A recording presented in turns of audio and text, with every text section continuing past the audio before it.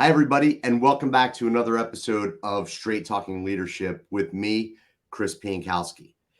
In this series of interviews that I'm calling My Journey, I get the opportunity to sit down with some amazing people and talk about their leadership journey. And the purpose here is that they're going to share their stories in hopes that you're able to walk away with a few nuggets that you're able to put into place in your journey. So today, my guest is Megan Bowen. She is the Chief Operating Officer for Refine Labs. She creates the conditions for people, customers, and companies to be successful. Megan's passion is working with talented and driven people to solve complex challenges in order to achieve things that most people think are impossible. I love that. She has experience working across early stage startups and later stage companies in a variety of roles, including B2B account management, customer success, marketing, sales, customer service, and operations. Megan, it's so great to have you. Welcome to the show. Thank you so much for having me, Chris. I'm excited to be here. Oh, this is going to be a great conversation. I'm looking forward to it. So, the one thing that I like to do before we really get into the conversation is a quick warm up that I call the Mad Minute. The purpose of this is really just to stimulate the brain matter, get the creativity going. What I'm going to do is just ask you a couple questions that have absolutely nothing to do with leadership. And it's really just for a quick warm up. Sounds good. Let's do it. So are you ready for our Mad Minute? I'm ready. Awesome. So the scenario is it's Friday morning. You're just about to start working. And instead, you get a message from your boss saying, drop everything. You've been working so hard. You're going away for the weekend. All expenses paid. You don't have time to even go home and pack. You just need to get to the airport, let me know where you're going, and everything's covered. Where do you go for a weekend, all expenses paid? I would head straight to Cancun, and I would organize a scuba diving weekend. I just discovered scuba diving this past year, and I'm currently getting my open water certification, and it's like my new favorite obsession. And so, hands down, that would be my number one trip destination if I got that offer. Awesome. And I think scuba diving in those clear blue waters would just be so amazing. That's where I was before. I was sort of on the Yucatan Peninsula, and it's just like, it's mind blowing. It was like a life-changing experience. Highly recommend everybody checking it out. Awesome. Question number 2. You have the opportunity to go back in time and give one piece of advice to your 20-year-old self. What advice do you give? Just one piece. So when I was 20, I was about a year into my move from LA to New York. And I had a really challenging first 2 years as I was really getting acclimated as a young person and I didn't really know anyone. And so knowing where I was at the time, I think that the advice that I would give is reassurance that you made the right decision to be here, even though it might not feel that way right now. Like, stay the course. Things are going to get better. You're going to look back and this will be one of the best decisions that you ever made in your life. So that's what I would provide, that reassurance, especially knowing where my head was at as a 20-year-old. That's great. I really like that, going back and telling your younger self that you're making the right decision and just like, it's going to be tough, but stick it out. That's great advice to be able to give your 20-year-old self. Awesome. Thanks, Megan. Thanks for playing along. So let's get into the topic today of your leadership journey. And let's start out with, what was your first experience leading people and how did that go? Yeah, absolutely. So after I graduated college, I really jumped right into the sort of New York City startup scene. And my first job, actually, for the first 7 years of my career, I was an individual contributor. I was an account manager at an ed tech company. And I learned really everything that I could about account management, customer success, customer service. I'd sort of hit a ceiling there, had a great run for 7 years. So I then went to this company called ZocDoc. And at ZocDoc is where I had my first true leadership position and was able to build out a team from scratch. But the first 9 months when I was at ZocDoc, I was actually just a customer support agent. I actually took a 50% pay cut and sort of an objective step back in title to kind of get in on this early stage startup that I was really excited about, because I knew that there could be growth opportunities even if I didn't, sort of start there from the beginning. So and that's like one side lesson. Don't be afraid to take one step back to take two big steps forward, right? My friends and family thought I was crazy, but I knew that it was a risk worth taking, and it ended up paying off for me. So about 9 months in, I was on the front lines. I developed a very clear perspective that the company needed a post-sale account management customer success team that didn't exist. So I put a business case together, and I advocated for the creation of this new team and said, I am the person that can build it for you. And after a lot of internal campaigning, they said yes, gave me the opportunity. And over the next 18 months, I built a team of 25 people and instituted an entirely new department with systems and process. And ultimately, from a business outcome perspective, we were able to meaningfully improve customer churn and the patient and doctor experience on our platform. And so we had significant impact to revenue, but also to, the customer experience. And in a marketplace type product like that, you have sort of both sides of the marketplace that you need to cater to. You're paying customers, the doctors, and then the patients that use the platform. So tons of learnings there, but that was really, I think, a crash course in leadership and management at the pace with which that organization was moving. So another lesson that I heard in that was the self-advocacy piece. And, you identified a problem or an issue, and then you came up with a solution and advocated for yourself as the person to implement that solution. Yes. What would you say to people who are just starting their career, and that may not even be on their radar to advocate that they can be the problem solver? I always tell people, never drop a problem in someone's lap, always come with a solution. But you took it a step further and said, here's a solution, and by the way, I'm the person who can implement. Yep. What advice would you give to someone in a situation like that? How did they get over that hump? Yep. I think it's actually, I would say, patience and mastery. I think the reason I had the confidence to do that was because I had spent the past 7 years mastering this craft. I knew what was required to build a post-sale function. I knew how to handle the commercial aspects, the customer experience aspects, the proactive customer success elements. And I basically did the same job for 7 years.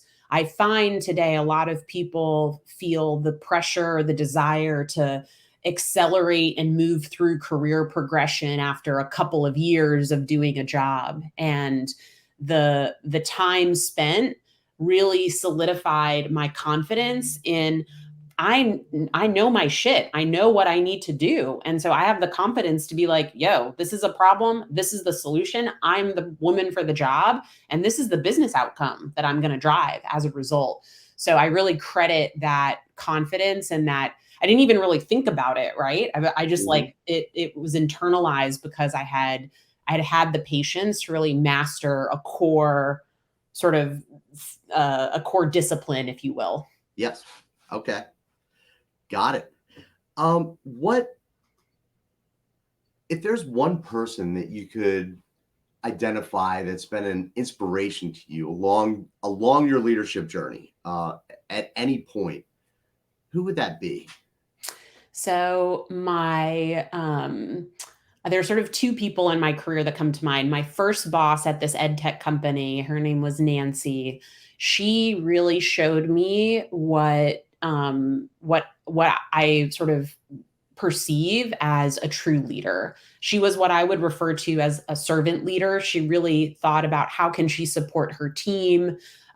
She had a high bar for excellence and expectations and wasn't afraid to provide feedback to push you to get to that level, and was able to do it in a way that was motivating and inspiring and not demotivating. Mhm. And she always focused on outcomes, but at the same time, treated us like real people. And we had we had the most fun I've probably ever had in my career, just being a team together for that long. So I think she really set the bar for me that you could be an empathetic, engaging, inspiring, and fun leader while still having a high bar for performance and delivering business results. The second leader I'll call out was, I remember I had a lot of leaders that,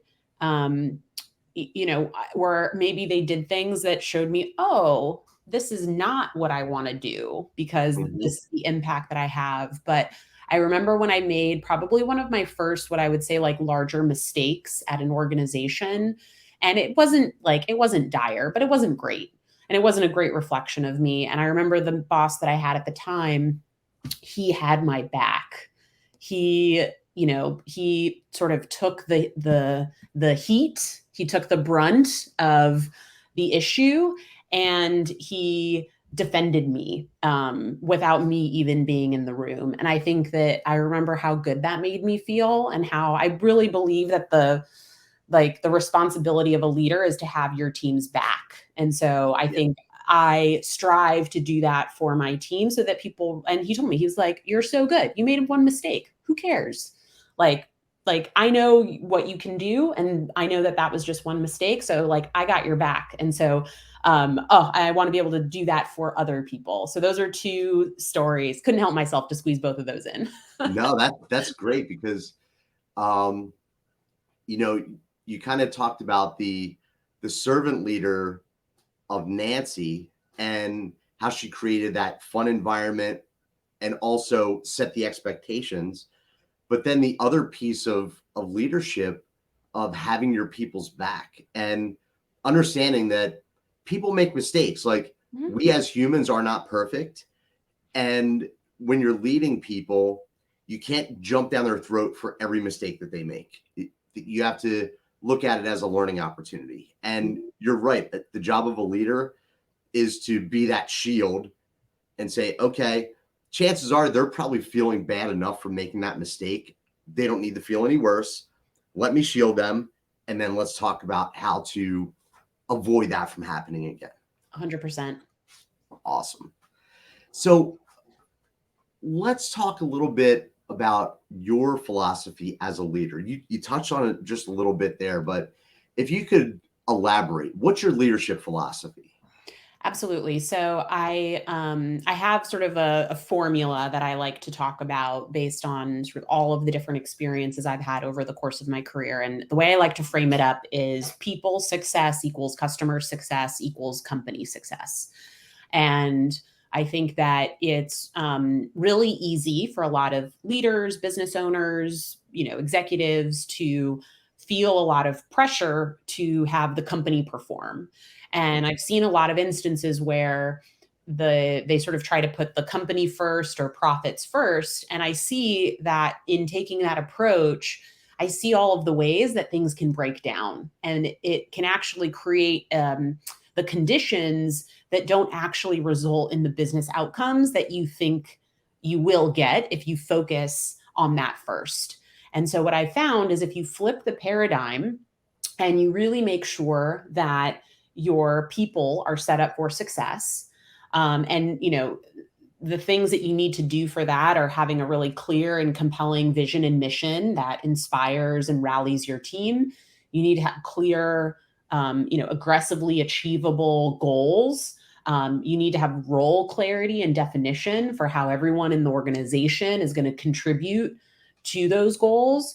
You need to have a level of autonomy and empowerment so that people feel that they can exercise their brain and their creativity and their agency in what they're doing. And you need to create opportunities for achievement and growth and recognition, so that people feel validated in what they're doing and want to keep doing it, right? And so all those elements really need to be there. And my philosophy is focus on that as step one.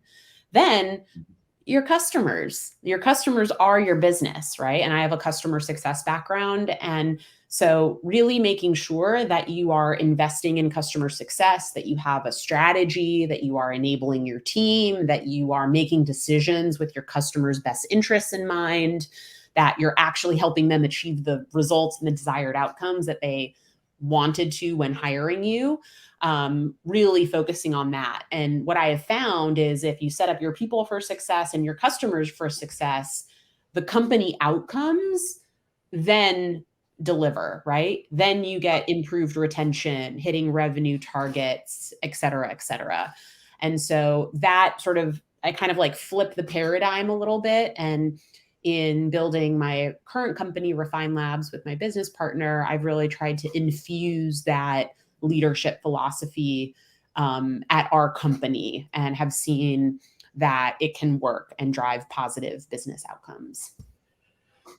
I really like that philosophy for so many different reasons. But the fact of the matter is that when you're people first, right? When you're really focused on the success of your people and the clarity of what the outcomes are going to be from a people side, right? Number one, you're attracting the right people to the organization. Mm-hmm. People buy in to the vision and the culture and the values. And then when you're empowering them to make decisions, people don't like to be micromanaged, especially when they know what the outcomes are and you're giving the guidance along the way. And it's like, all right, you figure it out and I'm here to support, but I'm trusting that you're an expert in order to get this done. When you have happy employees, happy people on your team, then the chances of them going above and beyond for your customers to make that experience the best that it can be is just like a natural flow. 100%. Very well said. Yeah. And so even the way that you structured it in those three tiers, it just makes such logical sense. Happy people create happy customers, create business outcomes, and those are like the building blocks.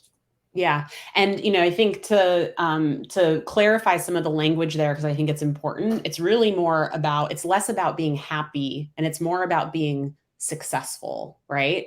So it's like, and don't confuse that people first approach with creating a culture of nice or niceness. Yes. Because there's a key difference, and you can be kind, but still have high expectations for performance, right?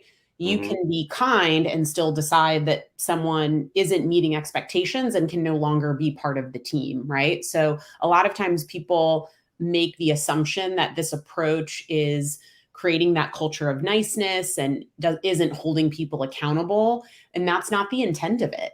Like empowerment without accountability, doesn't work.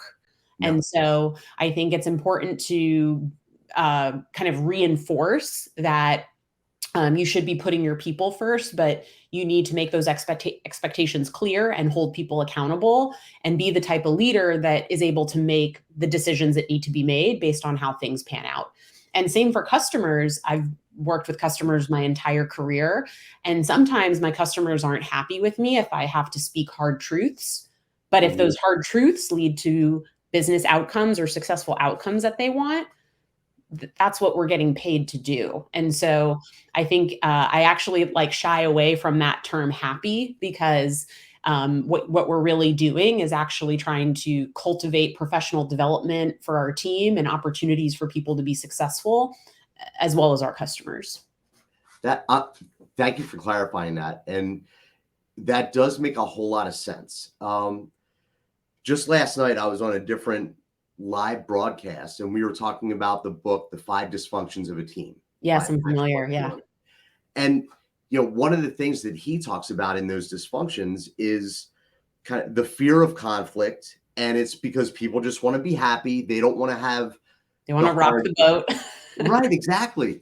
And And you're right, it's not about being happy as much as it is about being successful, because when you can have those hard conversations internally, and the conversations are about the greater good of the organization and how we're serving our clients and how we're delivering a service or a product, and it's not being taken personally, that's when you're able to have that accountability, have those results. But so yeah, that's it's not all about the kumbaya moment in the office and everyone just having unicorns and rainbows and just having a great time. Totally. Awesome. Um, so with following on to the leadership philosophy, what is your favorite part about leading people? So I think that, one of the things that I've reflected on, and one of the things that I get a lot of personal satisfaction is helping people kind of realize their full potential. And something that I certainly experience and that I've sort of seen lots of people on teams, over the stage of my career experience is sometimes, especially if you're attempting to do something you've never done before, that often people just get in their own way. Mhm. And what I found is that as a leader, you actually have the ability to instill confidence in someone, enough confidence to allow them to give something a try, where then they can cultivate their own internal confidence regarding whatever it happens to be. And so, one of my favorite things to do is to help bolster people and to help instill and build that confidence and watch people do things that they didn't think that they could do, and to give people an opportunity in a safe space to create the conditions for people to try, and knowing that they might fail, right? Because not we're human, and we're not going to figure everything out perfectly that we try. And so, outside of business outcomes, when I think about how I can support the professional development of my team, that's really um, what I find a lot of personal satisfaction in, and I care about. And something that I've been a lot more intentional about is zeroing in on how I can kind of instill confidence for people to like meaningfully level up in their career. I've had people in my, that did that for me in hindsight. So I feel like as you continue to go through your career, you got to be the one that throws the rope down for the next person and kind of helps them make that transition as well. Yeah, for sure. And the whole idea of being there to not only instill confidence in people, but recognizing that things aren't always going to work out the first time or even the first two or three times that someone's trying something new, but being there as a kind of cheerleader, safety net, all of those things. Like, I think about a parent teaching their child to ride a bike. And yes, we're going to start with training wheels, and we're going to take the training wheels off, and I'm going to give you the confidence by holding the back of your seat. You're going to fall and scrape your knees, and that's all part of the learning process. And I'm here to help you get through that. It's not going to be the end of the world. Yeah. I think that approach to leadership is really empowering to people, because I think people fear the failure and they don't want to look bad in the eyes of their leaders. But when you present it in a way that, look, I'm here for the ride with you, and hey, if you scrape your knee, I'm going to get the first aid kit and we're going to bandage you up and get back on the bike. I think that really helps people from a psychological standpoint to be willing to do those things that they haven't done before. Mm-hmm. Totally agree. No, that's awesome. I love it. Um, how would you say over the past 10 years, your leadership has changed? What has evolved from first time in that startup where you advocated for yourself to where you are now? Like, what's been the biggest difference in how you lead people? So I think it's a good question. I think I kind of grew up working at a variety of different like VC backed, high growth SaaS, B2B SaaS companies. And what you typically see in those types of environments are really, aggressive goals, tons of pressure to perform as quickly as possible. That pressure really creating the conditions for people to maybe do things that they wouldn't do otherwise, but they just feel so much pressure to take shortcuts, or do things that don't really make sense in an effort to try and hit a goal. And so one of the things that I realized was, and why I talk a lot about, like, you have to create the conditions for things to be successful, is that even if you have an amazing team or an amazing product, but you're in a situation where like goals are totally unachievable and there's this pressure cooker, it's not going to end well. Like, no matter how many good things are in the mix. And so before, when I was kind of in the pressure cooker, I made some of those mistakes, right? Like, I did things that maybe I wouldn't have done to like try to hit crazy short-term goals. And I didn't have the confidence to push back on leadership that these goals didn't make sense, or I didn't have the confidence to stick to my values even if it meant I missed a goal. And so I think the biggest shift that I've made is, I don't compromise my values, and I don't put myself in a position to lead others to create that type of pressure cooker environment. And so I think before it was like, well, there's no choice, I have to just figure out how to do it. It's like, no, there's always a choice. And we can choose how we respond. We can choose the environments that we're in. We can choose how we create the conditions for the people around us to be successful. So I think that's the biggest shift that I've made. And I think I learned that through hard won lessons, right? Like, Yes. succumbing to that short-term pressure, compromising my values to hit some arbitrary revenue goal that someone made in a spreadsheet, whatever it happens to be. So I think that mental mindset shift has probably been the most important change, like, over the last decade of my career. It's so funny that you say that, especially with regard to compromising your values.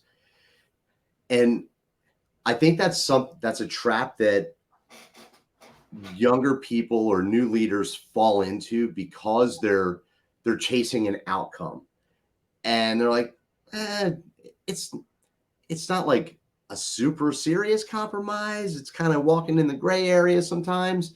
And I know I'm guilty of doing the same thing. Mm-hmm. And then you feel so bad about it after the fact. Even if you hit that goal, you're like, it wasn't worth it.